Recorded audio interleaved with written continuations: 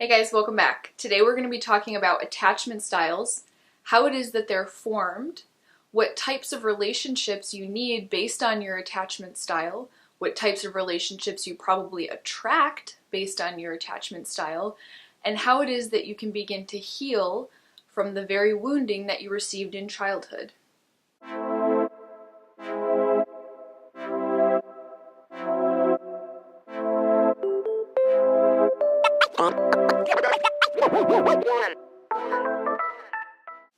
Your attachment styles are the style of relationship that you coped or adapted to having in childhood based on the way that you were raised by your caregivers or the people that you were relationally dependent upon.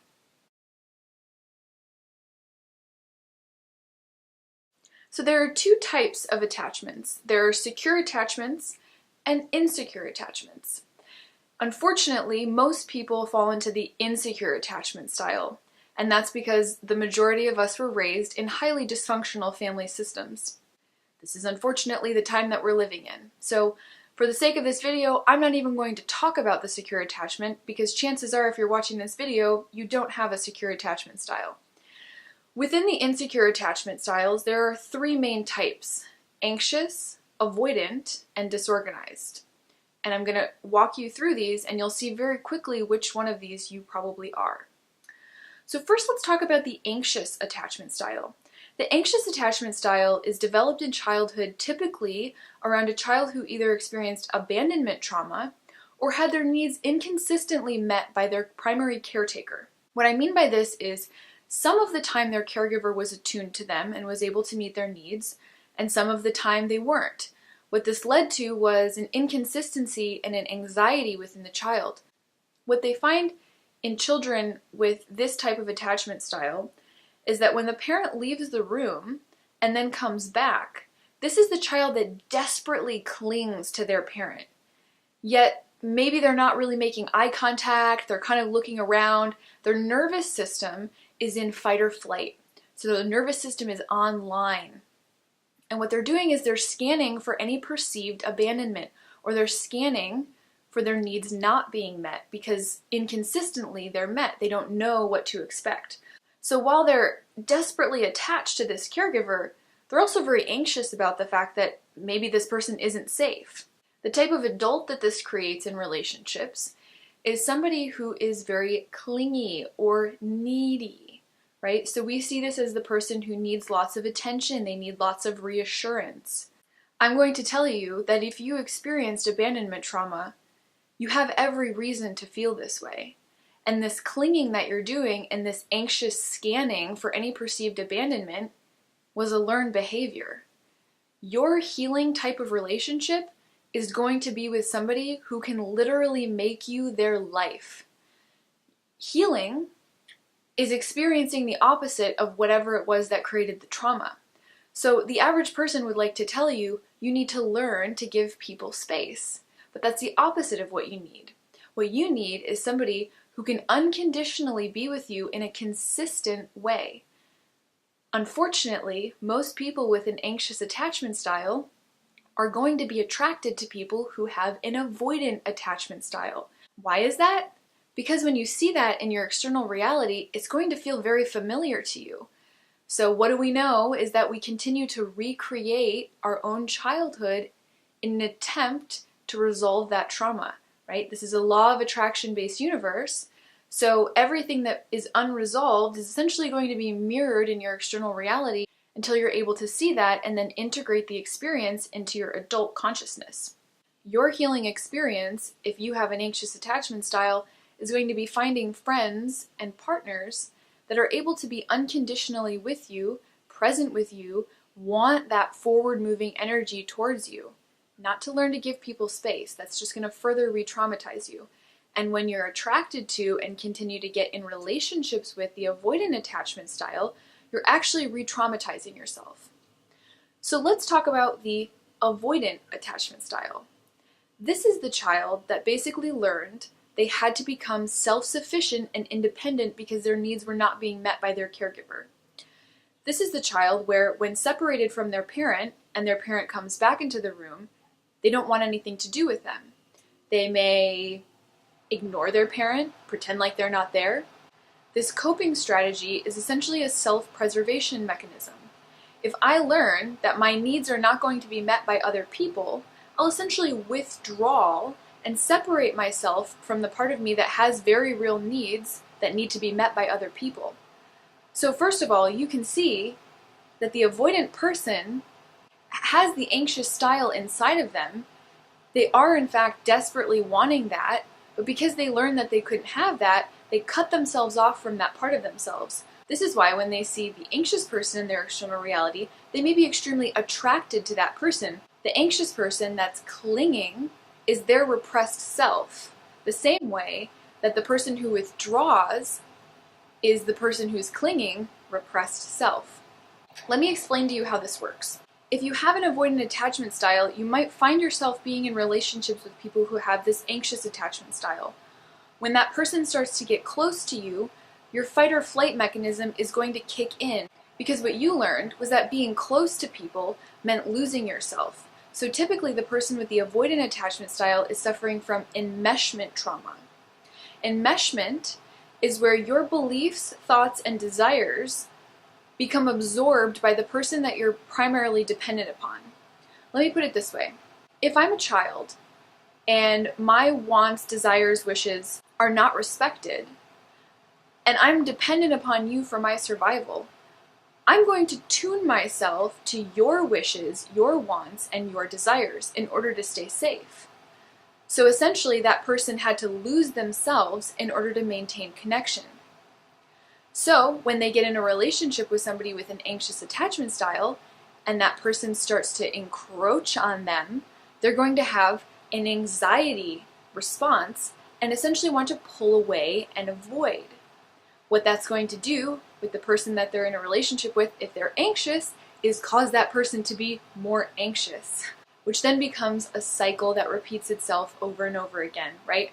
So I want forward-moving energy, I'm anxiously attached, I need, and then that causes the person who's avoidant to freak out and say, no, you're too close to me. And then that causes the person who's anxious to be even more anxious and smother the person even more, and then that causes them to be even more distant. So the way that we begin to heal the avoidant attachment style is by allowing yourself to have partners and friends who respect that you need space. If you have an avoidant attachment style, you are somebody that needs space to a certain degree. Oftentimes, because you missed the developmental window for creating autonomy and you were never allowed to have your own sense of opinions, self, desires, wants, all of those things, oftentimes you'll have to actually go through a period in adulthood where you allow yourself that autonomy, where being in a relationship is actually not a good idea for you. And then, once you go back and actually develop that part of your personality, the part of you that's still a child and never got to develop into your own sense of self, once you feel like you have that, then you can make a conscious effort to choose into a relationship. But the person with the avoidant attachment style is going to need people who are okay with space. So the next thing I want to talk about before we go into disorganized attachment is something called intermittent reinforcement patterns. This is part of the reason why the anxious attachment style and the avoidant attachment style become an addictive relationship pattern. What intermittent reinforcement is that sometimes I give you your needs and sometimes I don't, but there's no predictability to when I give you that. So what it does is it causes the person to be in a constant state of anxiety. When they get that connection, it feels like relief. And what happens is you become addicted to the chemicals in your own body. The endorphins, the cascade of endorphins that are released when you get that connection, causes you to continue to chase. So this is the anxious person who will basically be waiting for those treats from the avoidant partner. What they found with studies with rats are that if you put a rat in a cage with a lever, and if they press that lever every time and they get a treat, they'll begin to learn that the lever means I get a treat, okay? So let's say in the beginning stages of a relationship, I am constantly giving you the connection that you want. So that's first how you get hooked. But then let's say I start to withdraw a little bit, and then maybe I'm only giving you those pellets every once in a while. This is the intermittent reinforcement pattern. What they found was that when they took away the pellets altogether, they thought that the rat would eventually lose interest, but that's not what happened. The rat became anxiously obsessed with the lever because it could remember a time when it got the pellets. This is the same way that gambling works. Because the payout is inconsistent, it causes the person to be in a constant state of thinking and basically waiting for that need to be met because they remember a time when that need was met. Okay, so the beginning of the relationship, I'm giving you all those treats. Then I'm giving you the treats inconsistently. But then maybe I withdraw altogether because I'm avoidant.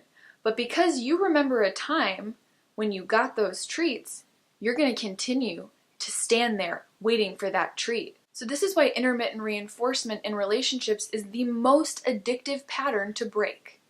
Because you are literally addicted to the chemicals in your own body. It's essentially like standing at a dry watering hole, waiting and hoping that water will appear. And unfortunately, what we have to do is to realize that our needs are not going to be met there and to find a different watering hole. This being said, I want to remind you about what the healing experience is. If you have an avoidant attachment style and you haven't gone through a phase of developing your own autonomy, develop your own autonomy first, your own preferences, your own wants, everything that you want. And then, when you consciously decide if you want to choose into a relationship, make sure it's with somebody who will be comfortable giving you space and who enjoys that same type of relationship. If you're the avoidant, you need to find somebody who can give you the experience of being consistent and constantly with you. There is nothing wrong with you for wanting that.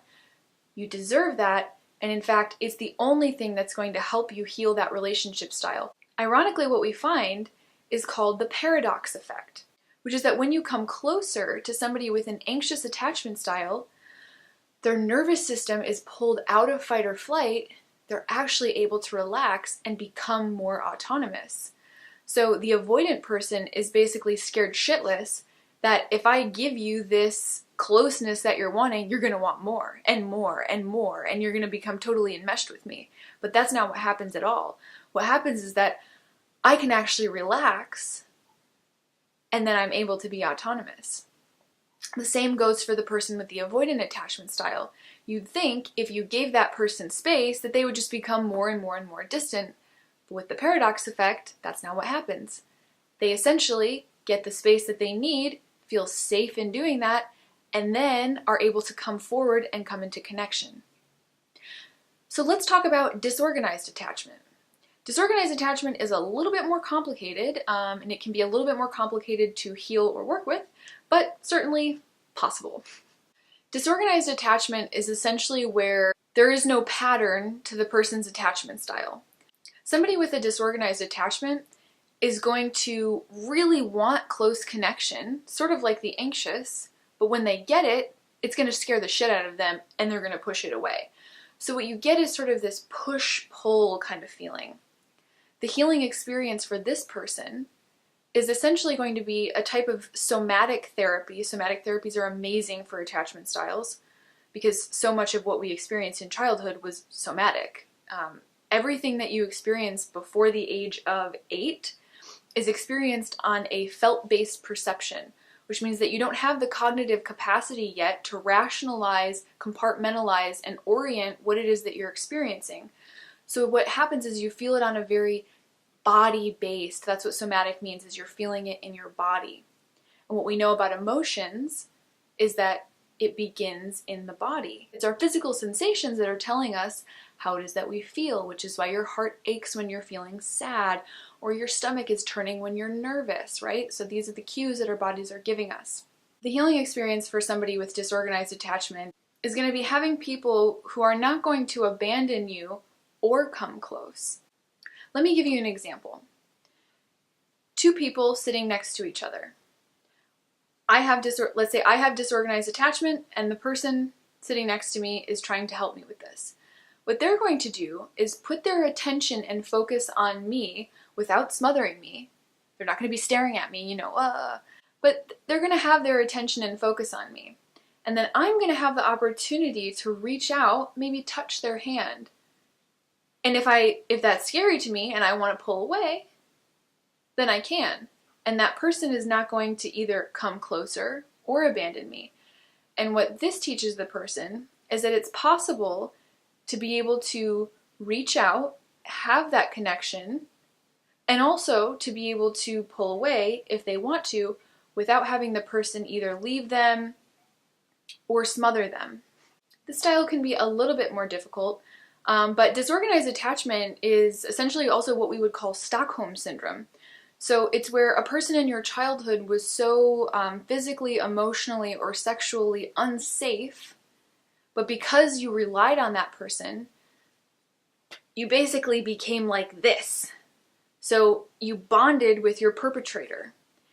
But in the meantime, you also lost everything that you are because you had to attune completely to this person. It's a little bit different than enmeshment. And in this case, the person is both terrified of being close and desperately wants to be close. Now, of course, the fact that we want to be close and connected to each other is going to be the case for any attachment style. It just depends on how pronounced or outwardly expressed that desire actually is. It's really important for you to find out what your attachment style is so that you can seek healing relationships with people that can consciously meet your needs. For some people, this can mean the difference between continuing to attract the same partner and realizing the vicious cycle that they're in. I myself have an anxious attachment style and have been compulsively attracted to people who are avoidant because of abandonment trauma, right? So we replay these things. It's how the law of attraction works. This time-space reality is a 360-degree holographic mirror where you have no choice but to look at yourself. So everything in your external reality is a reflection of you. Attachment styles are something that are learned, and they're something that can be unlearned through the healing experience. I hope that this helped you guys understand yourselves a little bit better and what it is that you need from a partner.